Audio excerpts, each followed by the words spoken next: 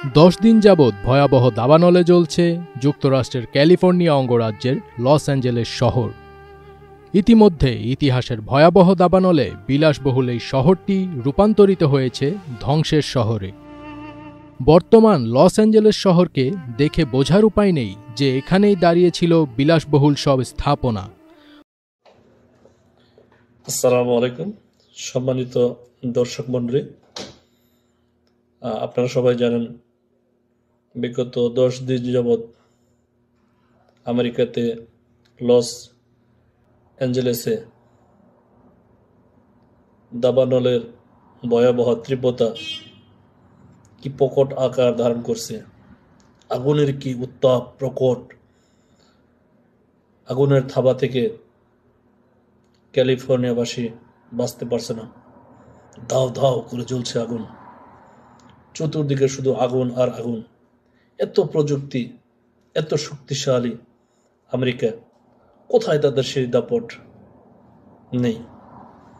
কথায় আছে না, খোদার মায়ের দুনিয়ার ভাই।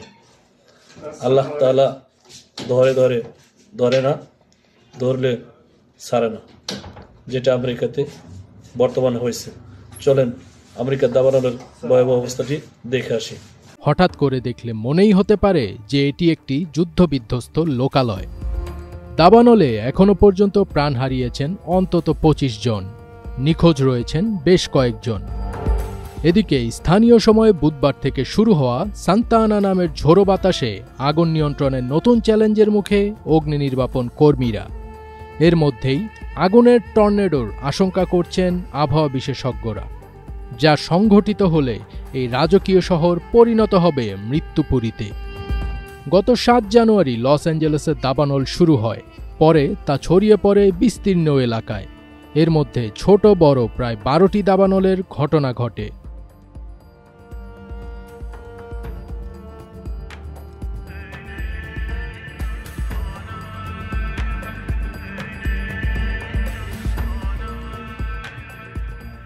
আগুনে অভিজাত এলাকা হিসেবে পরিচিত প্যাসিফিক প্যালিসেডসের বাসিন্দাদের প্রায় 5,500 বিলাসবহুল বাড়িঘর ও স্থাপনা সম্পূর্ণ ধ্বংস হয়ে গেছে। এছাড়া প্যালিসেডসের 40 কিলোমিটার পূর্বে আল্টাডেনা এলাকার ইটনে পুড়ে গেছে আরও 5,000-এর বেশি স্থাপনা। এমন পরিস্থিতিতে সান্তা আনা নামের ঝোড়ো বাতাস বইতে শুরু করায় আবারও আতঙ্ক দেখা দিয়েছে। যুক্তরাষ্ট্রের জাতীয় আবহাওয়া দপ্তরের এক বার্তায় বলা হয়েছে, দাবানল ছড়িয়ে পড়া এলাকায় বাতাসের তীব্রতা বেশি ও খুবই শুষ্ক। এই দুই মিলে সৃষ্টি হয়েছে বিপজ্জনক পরিস্থিতির। এতে দেখা দিতে পারে নতুন করে আরও ভয়াবহ দাবানল। তারা আরও জানিয়েছেন যে আগামী সপ্তাহে এই বাতাস আরও বৃদ্ধি পেতে পারে। আবহাওয়াবিদরা বলছেন, বর্তমান চরম ভাবাপন্ন আবহাওয়ায় আগুন টর্নেডো সৃষ্টির আশঙ্কা রয়েছে। গত 8 মাস ধরে বৃষ্টি না হওয়ায় দাবানলের কারণে দক্ষিণ ক্যালিফোর্নিয়ার বাতাসের মান ও গতি আরও খারাপের দিকে যাচ্ছে। সর্বোচ্চ সতর্কতা জারি করে এই অঞ্চলে আরও 1 সপ্তাহ তীব্র বাতাস বয়ে যেতে পারে বলে জানিয়েছে জাতীয় আবহাওয়া দপ্তর। এদিকে লস অ্যাঞ্জেলেসের দমকল বাহিনীর প্রধান ক্রিস্টিন ক্রাউলি সাংবাদিকদের বলেছেন, যুক্তরাষ্ট্র ও মেক্সিকো থেকে দমকল কর্মীরা লস অ্যাঞ্জেলেসের ভয়াবহ দাবানল নিয়ন্ত্রণে আনার আপ্রাণ চেষ্টা চালিয়ে যাচ্ছেন, কিন্তু আগুন নিয়ন্ত্রণে আসার কোনো লক্ষণ দেখা যাচ্ছে না। ফজবির তাজ, ATN বাংলা।